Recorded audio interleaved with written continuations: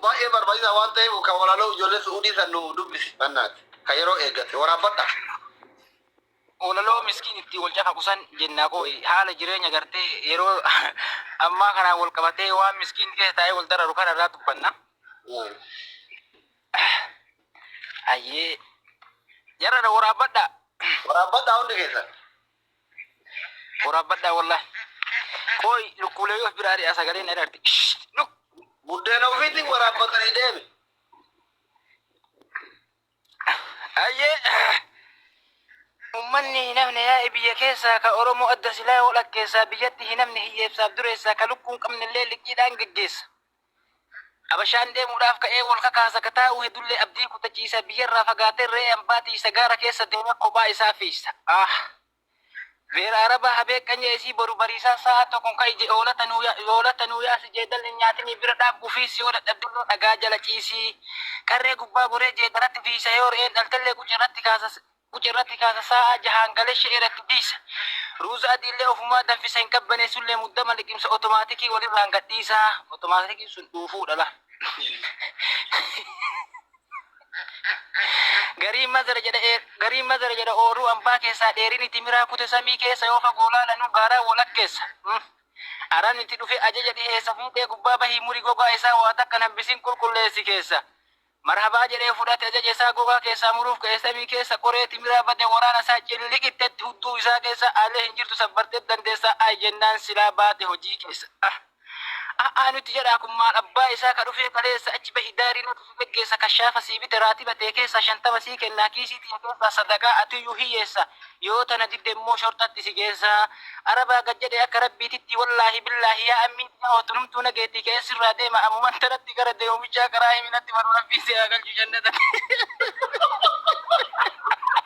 Arabaa gad jedhee akka rabbiititti jedhee kanaaf rabbiin sodaadhaa jennuun dhaga'uu didi duruu yesuuni. Arabuma sanuu badde qabrii isaa dhiqachuu hanqisa coommaa fuula isaa ka'ii beenu jaraan karaa si garsiisa gaara keessaan gahee sahaara gadhiisa. Badda hiyyeessa badde jiruun isaa eegee waliin dhahaa ka'e gaara keessa gaaraa gadi bahu shortaa jalaa dheessa jaldeessumaa wajji haan gaara keessa.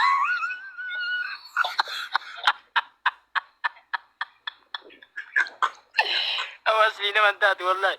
Jara nama lubbuma suurummaatti yaada fudhatu asliidha lubbuun xiqqootaa taala. Gaaraaman qabu gaara man isaa waan uffatun qabu daaraadha uffanni isaa walitti laaqame coommaan fuula isaa gaaruma san keessa zii godhatiisisa booka irraa akka waraabessa. Hoshaashaan tuulamee jira gaara keessa qorqorroo fakkaata badaddeen isaa mana hidhassee kontoofatee dheessaa. Kajaarsa arabaa waan dubbadhuun qabu fajiriin talaatamnaan qorrisiisan qabu fiigeetiin dhufa haajaa takkan qabu aamila waamaa jedha gaala naa haa qabu suraa jedha futuur quban qabu. Barjaarsi arabaa diraamama qaba kajinkaan dhalata jikkaa way dadhabaasii oluttaalee gaala gurra qabaa sana booda kuloo ajajuu jalqabaa gurra qabi jedhaan anuu hima qaba. Miskiin eessaa fuudha humna gaalaan qabu gurra qaba jedhe tasa eegee qabaa sana booda gaali xallasoo jalqabaa.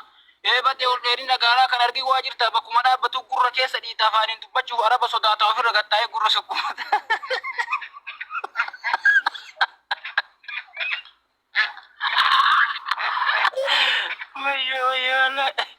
Barjaarsi arabaa. Amma walaloon sun baay'ee barbaachisaa waan ta'eef kan walaloo ijoollee su'uudii san nu dubbisi mannaati. Kan yeroo eeggate waraabadha. Walaloo miskiin itti wal cafa kusan jennaa koo haala jireenya Walloof arsii barbaada. Shee irratti naa godaa Oromoo adiraa gowwaa sabaa miti lubbuun isaatu ba'aa itti taate. Haada ofi godhee of ajjeesaa miti.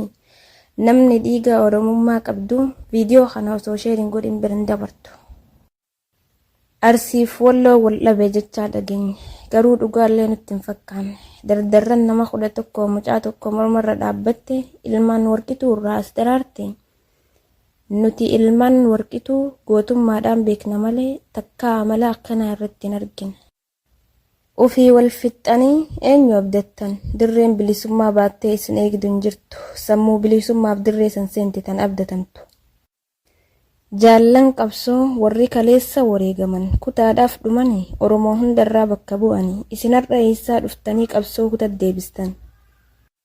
Gowwaan hin dhalatin dhalatuu hin guddatin gowwaa guddisni nama dhibu guddatee nama dhiba innoo. Ilmaan alagaa dhiiftee ofii wal ajjeeste rabbi nurraa hin baasin tana booddee Hadan deettuudhaani jennaan galee haadha warraa maangara fingowwan kunniin illee sodaa diinaa biyyaa bahee saba ofii irratti qabsaa'e.